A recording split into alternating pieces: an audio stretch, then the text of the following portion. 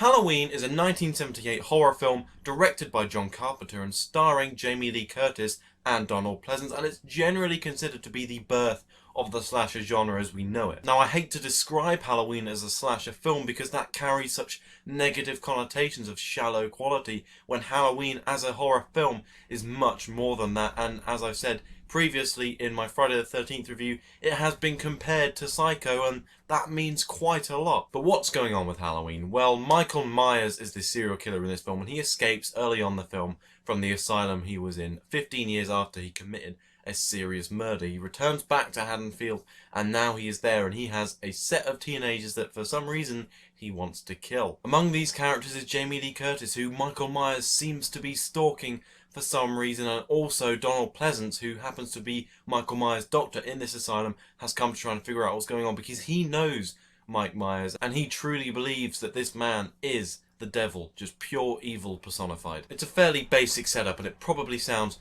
very familiar, and with good reason. As I've said, this did spark countless clones and countless sequels even, so it's going to sound familiar, but what Halloween does is so special, and it initiated the genre for a reason. The first thing that John Carpenter decided to do in Halloween is create this incredibly iconic POV shot of this boy killing his sister. We see this boy watch his sister through the window with another man. We see them run upstairs. We see this boy in one take go into the house, pick up a knife, put on a mask, and we can see through the mask, goes up to the room and brutally murders her, and then walks out the door, only to be found by his parents returning home. His mask is pulled off, the camera pulls out, and we see that this is just a young child, not this serial killer that you might have expected it to be. Sean Cunningham tried to recreate these incredible POV shots in Friday the 13th, but it's only John Carpenter that really manages to use them to absolute success. And by creating this incredibly eerie and fluid shot and setting up the background for the Michael Myers character without going too deep into it,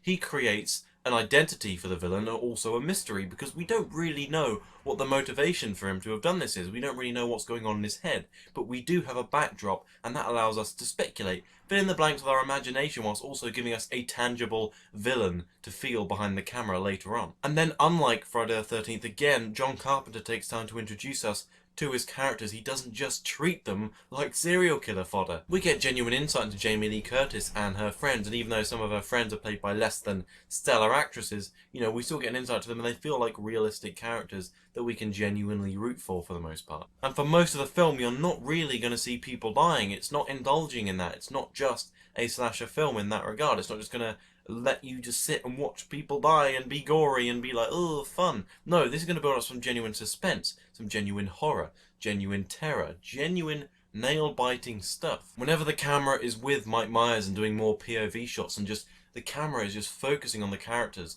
that, you know, Myers is staring at like a serial killer would. He's like analysing them, just staring at them like they're objects that he's going to kill. Whenever the camera is in close proximity to Myers, you get this heavy breathing that you can hear, this very eerie sound, almost like the sort of thing you'd hear from a cold caller on the end of a phone, just this breathing, and it just sticks in your mind so well, and it just creates this atmosphere and this fear of this man so effectively. It kind of has to be seen to be believed. And Carpenter also uses an incredible soundtrack to bring this character to life. When there is one scene in particular where Mike Myers goes past in a car, and you can just hear the theme tune come on, it's like, what? And it like announces his presence, but you don't see him, you just see him in the car, and you know he's so close to these people. It's like, get away from him, he's dangerous, and you genuinely feel like this man is really quite dangerous. And that's the best part, he feels like a real threat, and this theme tune does so much to bring that to life. Kind of sounds similar to the Tubular Bells theme from The Exorcist, but it's got its own definite style to it. It's a really good soundtrack, and I'm very impressed by it. Tension's also created by Donald Pleasence's character, because he is here to deal with Mike Myers. He understands him and he knows what's going on, so he's trying to intercept him, and he is waiting at places for Mike Myers, and he's constantly patrolling around. Well, he's pursuing him and trying to solve this situation because he knows how badly it's going to go, and he knows people are going to die. Why does that create tension? Well, because you know someone could get the serial killer. Maybe not everyone's going to die. Maybe at the end Mike Myers will get caught and everything will be fine. You just don't know until you see it, and that creates tension because you're like, oh, there might be a chance of these people they might actually escape. So you wonder, are they going to die? Are they not going to die? Or obviously some of them are going to die, but who is going to die? Who's going to escape? Will it be one person? Will it be no one? You don't know. So his character supplements the main story with Jamie Lee Curtis very, very well as far as I'm concerned. I mean, the film spends its whole time building up this incredible climax, and we've had this character built up, this fear built up, the characters established, so when things do go down, you really actually care about them going down, and he creates some genuine scares. The way John Carpenter hides Mike Myers in shadows, the way he emerges from them, the breathing that announces his presence, but you don't know where it's coming from.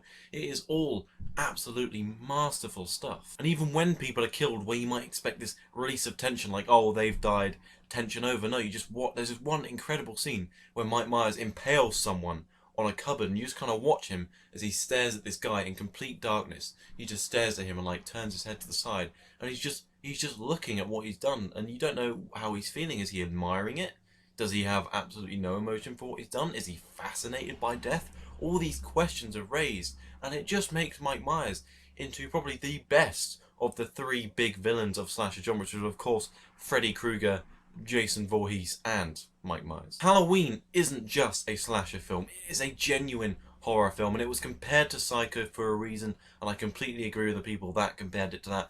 I absolutely adore Halloween. I think it's an absolute classic, and it's a shame that it spawned so many awful, awful rip-offs, and even its own franchise went down the pot. So I give Halloween a 9 out of 10. Absolutely incredible stuff. Please, please, you have to see this. But what did you think of Halloween? Do you agree with me? You think it's one of the best slasher films out there? Or do you disagree and you think actually it was really boring and you prefer the movies where people are dying all the way through and their kills are more creative and there's more gore? Whatever you think, I'd love to hear it, so comment below and let me know what you think. If you like this video, please like and favourite in the boxes below. You know what to click, and if you really liked it and you want to see more, please subscribe, because there always will be more and it helps me so much more than you know. But thanks again for watching.